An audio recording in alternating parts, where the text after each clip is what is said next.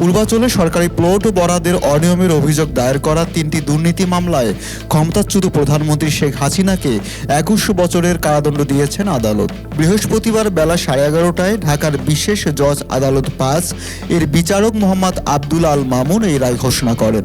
রায় ঘোষণার সময় আদালতে উপস্থিত ছিলেন মামলার গ্রেপ্তার একমাত্র আসামি রাজউকের সাবেক সদস্য মোহাম্মদ খুরশিদ আলম।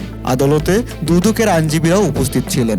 মামলার এজাহারে বলা হয়, প্রধানমন্ত্রী হিসাবে ক্ষমতার অপব্যবহার করে ধানমন্ডির সুদা সদনে শেখ হাসিনার স্বামী ডক্টর ওয়াজেদ মিয়ার নামে থাকা প্লটের তথ্য গোপন করা হয়। মিথ্যা হলফনামা ও বিধিমালা লঙ্ঘন করে পূর্বাঞ্চলে প্লট বরাদ্দ নেওয়ার অভিযোগও আনা হয় তার বিরুদ্ধে। এছাড়া প্লট পেতে রাজউক ও গণপূর্ত মন্ত্রণালয়ের সংশ্লিষ্ট কর্মকর্তাদের আর্থিক সুবিধা দেওয়ার কথাও উল্লেখ করা হয়েছে। একই অভিযোগে সজীব ওয়াজেদ জয় ও সাইমা ওয়াজেদ পুতুলের মামলার রায়ও আজই ঘোষণা করা হবে। শুরু থেকেই এই 3 মামলায় তারা 3 জনই পলাতক হিসেবে চিহ্নিত।